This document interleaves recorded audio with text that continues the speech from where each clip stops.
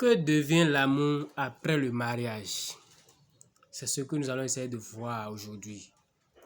J'étais au mariage d'un ami aujourd'hui et il y avait un monsieur qui avait posté une tenue élégante.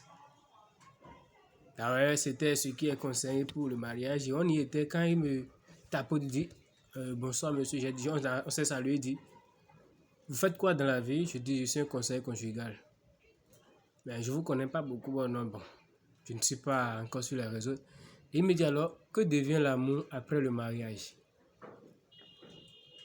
Et je lui ai demandé, qu'est-ce que vous voulez dire par là? Il dit que c'est à moi, il pose la question.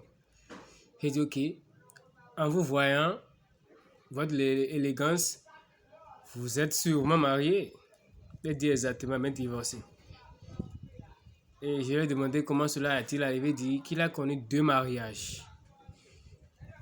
Et ces 2 mariages ne l'ont pas permis d'être à présent en couple. Je dis, je veux savoir un peu le problème, la cause. Il me dit, pour son premier mariage, d'abord il a vu la femme au collège, tout s'était bien passé. Mais quand ils se sont mis en couple, c'est que tout allait bien jusqu'au jour où ils ont eu leur premier bébé. Ils ont eu leur premier enfant. Depuis ce jour, il a constaté que sa femme consacre plus son temps avec le bébé qu'à lui-même. Les choses que les deux faisaient ensemble ne sont plus de lieu. Il y a naissance des petites douleurs, des colères inattendues, des disputes sans sens. C'est tout comme si pour la femme, son objectif dans la vie, c'était d'avoir un enfant. Et comme elle a déjà l'enfant, elle n'a plus le souci de son mari, donc tout. Et comme cela devenait vraiment un problème, une circonstance invivable, les deux se sont décidés de se quitter. Je dis waouh. Et le deuxième mariage, lui, il a fait 2 ans. Que pour lui, c'est le dernier mariage de sa vie. Il n'a jamais ressenti ce qu'il a ressenti pour la nouvelle et aussi ne s'est jamais senti si aimé. Donc, ils étaient là, ils ont fait 2 ans de relation avant de se mettre en couple, ils ont fait 2 ans aussi et à la fin ils se sont divorcés aussi. Et quelle est la cause? C'est que pour elle, désormais,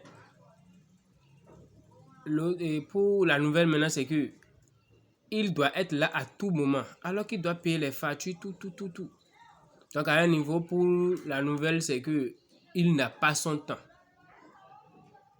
C'est tout comme si celle avec qui il était tout le temps, celle sur qui il comptait est devenue autre chose, est devenue quelque chose qu'il n'attendait pas.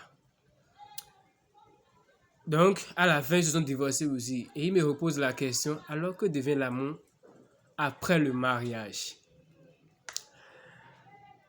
Et je l'ai donné rendez-vous pour le mercredi prochain. Il sera au bureau, on va essayer de voir ce qu'il y a lieu de faire. Et je voulais prendre par ce canal pour vous dire quelque chose. Il y a des choses qu'il faut savoir avant de se mettre en couple. Je prends personnellement mon exemple. Quand j'ai eu mon mariage, d'abord, peu importe ce qu'on va me dire, on va la dire, je suis sûr que la seule chose ou le seul objectif que nous avons, c'était de nous mettre en couple. Parce qu'on était tellement scotchés que il n'y a pas cette chose qui peut nous diviser. On se comprenait très vite. Il n'y a pas ce moment où il n'y a pas un moment passé ensemble sans vivre de bons moments.